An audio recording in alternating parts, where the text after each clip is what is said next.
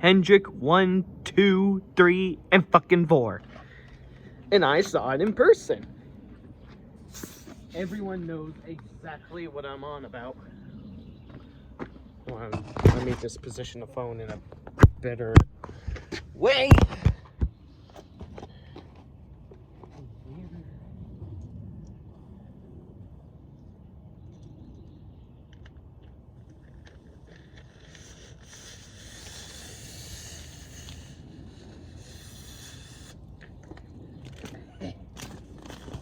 Yeah!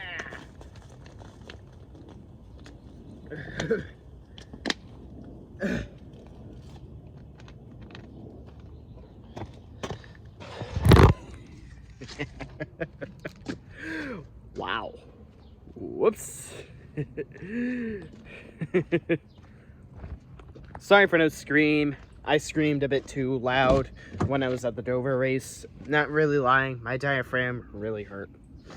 So, for that, the best you can get out of me, of my zealousness, is the Diet Coke explosion.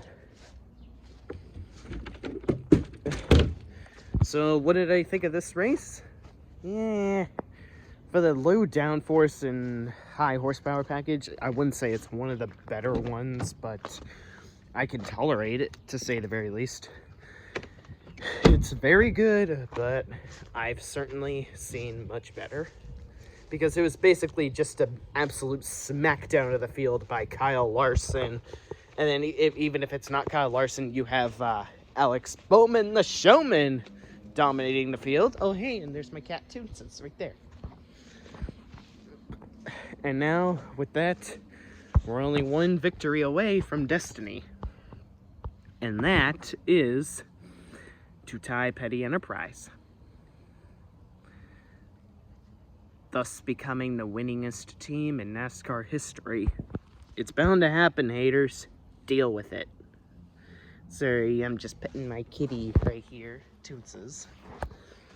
So, with all that said and done, one driver I definitely feel bad for is Eric Almirola. He went from being quietly consistent in like the 3 of the previous years to now just being an absolute dumpster fire of awfulness. That's pretty much what Tony Stewart Haas Racing really has been so far this season. We haven't really seen Chase Briscoe salvage much out of his rookie season so far either.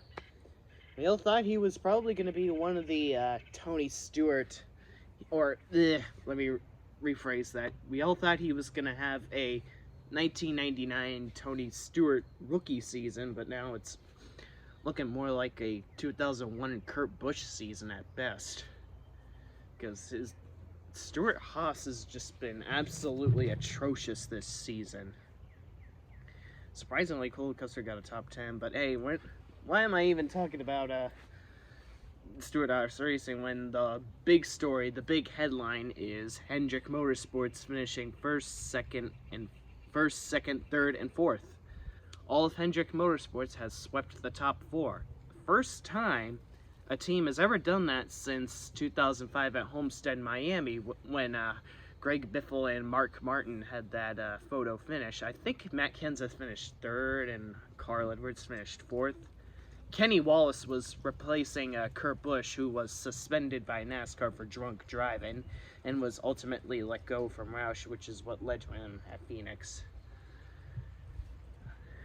And it happened again with Gibbs in 2019, but of course that victory was short-lived as Eric Jones failed post-race inspection.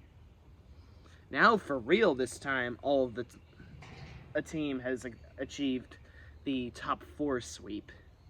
Finally.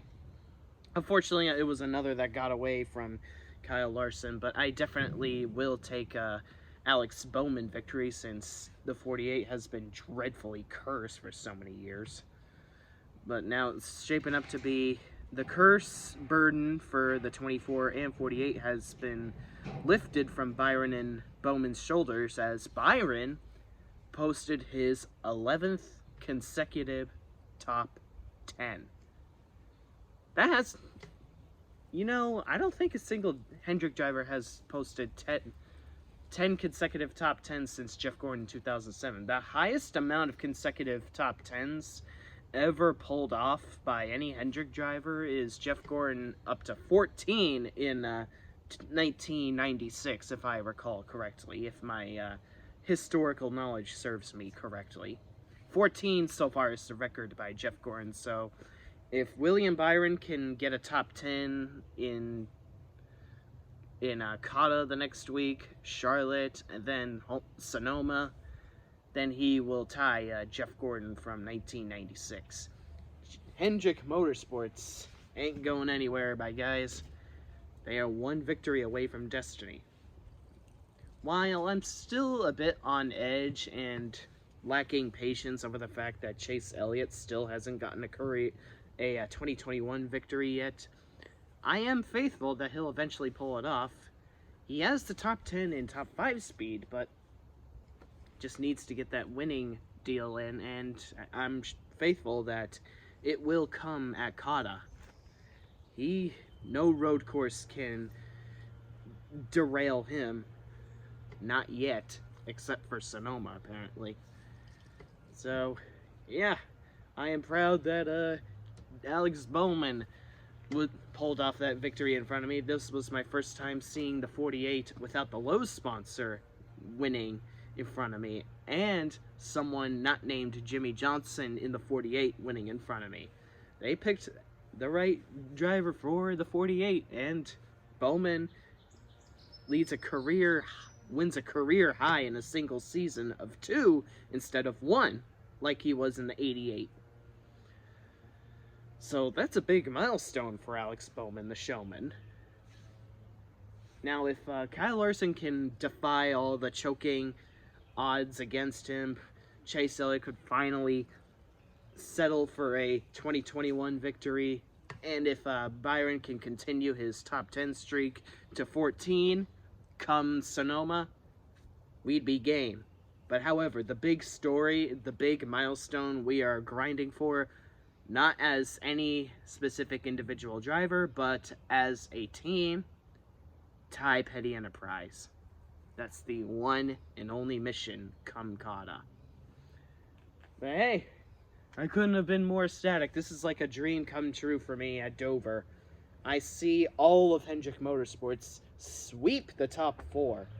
Byron 4th, Elliott 3rd, Larson 2nd, and Bowman 1st.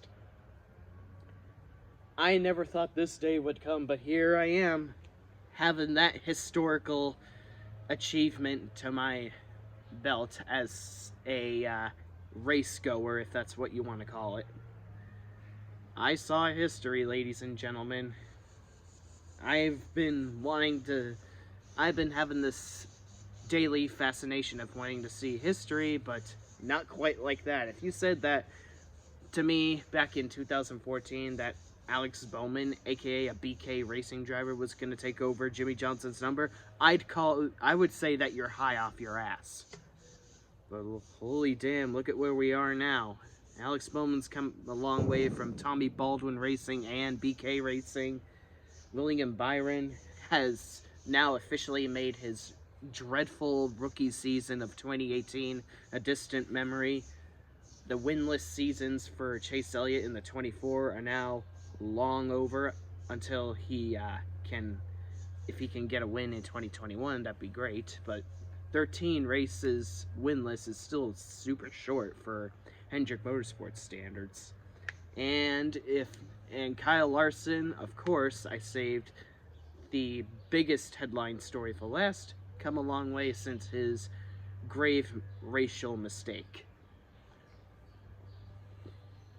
All Hendrick drivers really busted their asses off to get to where they are today, and it's only a matter of time until they get to that Petty Enterprise milestone. Hopefully it's Chase Elliott, but if it's any of the other 3 Hendrick drivers, it's good enough for me. 2020s is gonna be quite an interesting year for Hendrick Motorsports. I dearly miss the days of Jimmy Johnson, Jeff Gordon, Dale Earnhardt Jr., Casey Kane, Texas Terry, Brian Vickers, Jerry Nadeau, and so on, but I'm really loving this new generation myself, guys. And it's gonna be really fun watching their careers unfold with great interest. So yeah, overall, there wasn't really too much that happened to this Dover race. I mean, there were plenty of passing, especially by Kevin Harvick, who was trying to interfere with the Hendrick gang up front, but it was to no avail for him.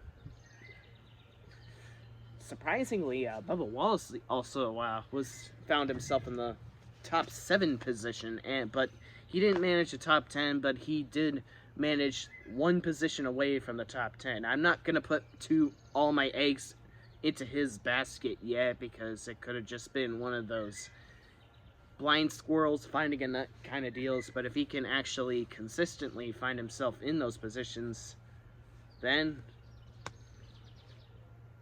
a first-time winner is about to happen within him.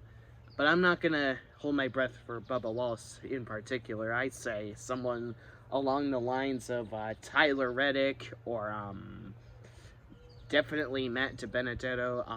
Who's a good one? Who's a good dark horse? Ryan Preece. Yeah, Ryan Preece is a good one. And if by some miracle, if Chase Briscoe just somehow miraculously gets his shit together, somehow, then he could potentially get a first win. Alright, so with all that said and done, it was rather just an alright race.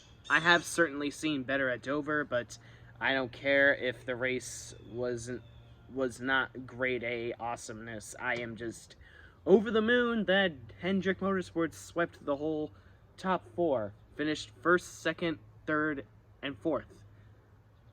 An outright smackdown of the field. Completely scorched the field into dust. Hendrick Motorsports has his mojo back.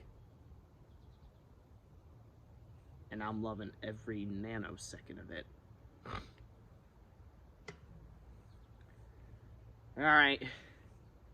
I'm just loving this Hendrick Motorsports victory for now, because if you thought this was enormous, wait for Kata.